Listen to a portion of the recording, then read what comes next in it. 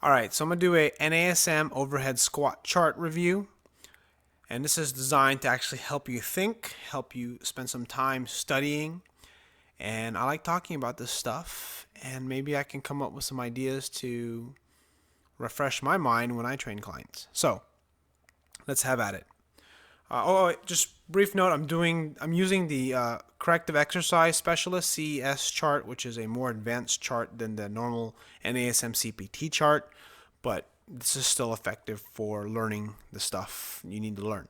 So let's start with a posterior, which is a posterior view when you're doing the overhead squat test. Asymmetrical weight shift. What does that mean? If someone's shifting to the left, what is tight? Let's think about that for a moment. What muscles are tight if you're shifting to the left?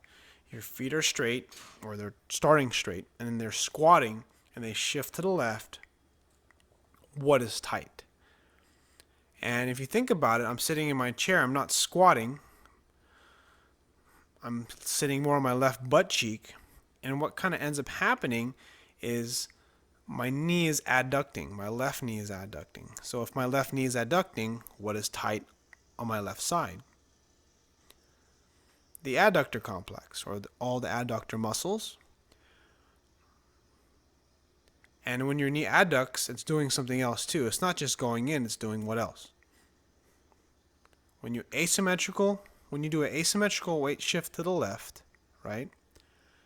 And your knee goes in, it's also doing something else. What is that? It is internally rotating. So when your knee adducts, it's always internally rotating under most circumstances.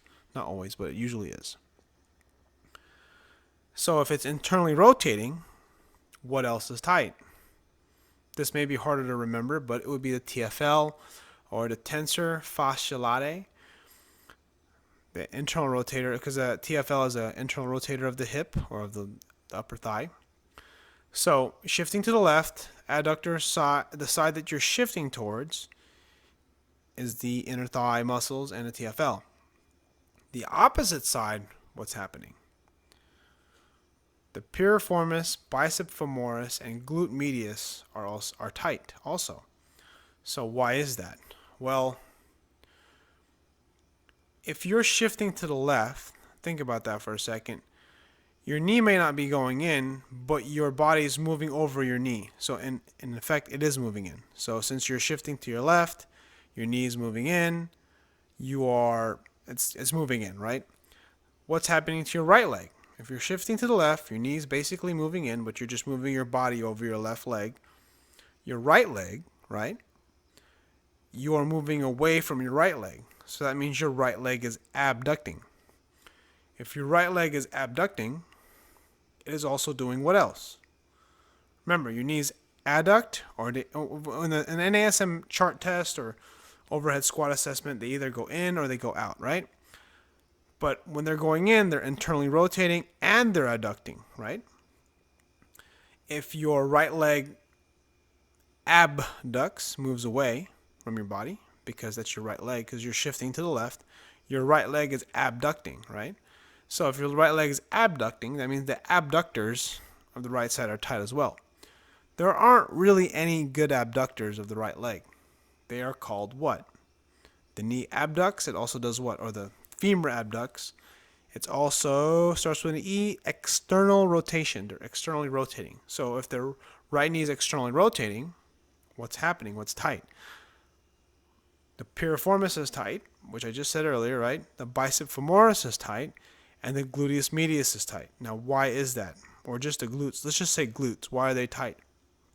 Because they externally rotate the hip, right? So think about that. That's really important to know, and this is the reason why I'm kind of going in depth and kind of going over adduction, internal rotation, abduction, external rotation, is because the way you remember the overhead squat chart is not memorizing this chart. I guess you could, but I wouldn't be able to remember this chart.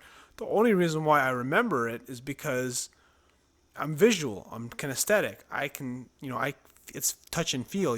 Where is the knee going? Where is the body going? What muscle attaches to what? So if this muscle is shortening, it's what? It's tight. If this muscle is extending, it's weak. Or, yeah, that's Again, all this is a little oversimplified. If you have a higher degree in, like, in kines and you've studied biomechanics, it's a lot of this stuff might be contradictory, but for the sake of the test, that's what you need to know. Okay, so moving on, I'm just going to cover asymmetrical weight shift in this video. Gluteus, medius, and adductor complex are weak of the opposite side. Because I suffer from a little dyslexia, or I get confused easily, and you might be that same person. If you're not, you should ace the test.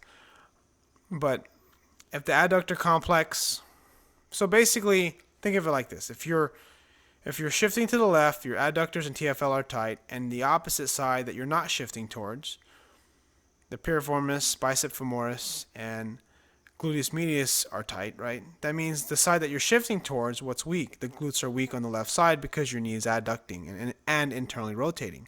You're going to want to make sure that your knee, if you're shifting to your left knee is basically adducting, right? So that means the abductors or external rotators of the side that you're shifting towards are weak, because if you're adducting, that means your knee is moving in, but I guess it's not moving in because your body's moving towards your left side. So in effect, it is moving in.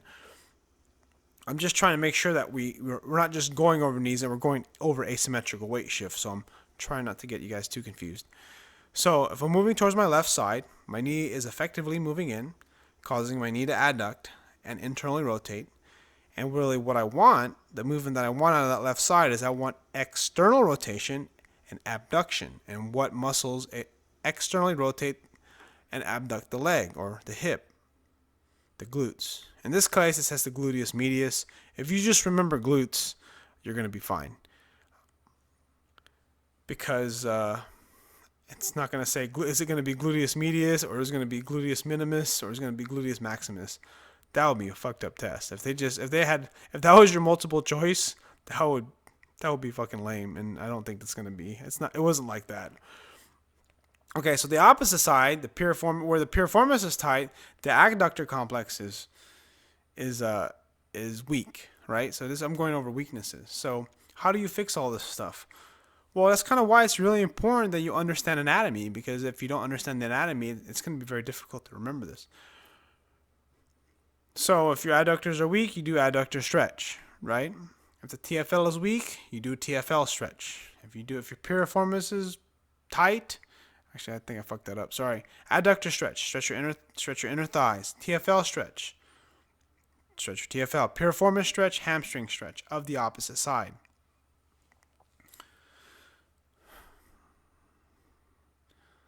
God, I mean, when you look. Okay, so I got 2 more minutes left on this video, because I'm going to make this under 10 minutes, when you look at this chart, it's like, I look at this chart, and if you don't know anatomy, man, this would be fucking hard to remember. Basically, I remember looking at this chart years ago, and I would think, all right, I'm just going to not remember asymmetrical weight shift. I'm just going to guess that one. But it's important to understand, because if the knees are going in, because remember, asymmetrical weight shift is basically knees going in, except one side is going in and one side is going out. It just looks weird. And what that actually has a lot to do with is motor control. Now, I'm going off a little bit off topic, not quite on the test, but I figure I'd do some practical applications, since that's what I like talking about anyway. Is when someone asymmetrically weight shifts, it typically means that their adductors are very tight on that side, but it's also a motor control pattern fault. Their body's not moving correctly because they don't know how to move. So then you tell them to push their knees out, screw their feet into the ground, squeeze their butt, open up their chest, tighten their core, drop their hips, or drop their butt down. They're going to feel their inner thighs stretch. So it's really just a motor control pattern. So a lot of the time, what I like to do is just have them hold a TRX strap, or even hold a wall, or hold on to something, and just squat in to the perfect position. That's a great way to teach it. Show them and make them feel what it feels like to be in the ideal position for a squat. Have them hold it and stand back up.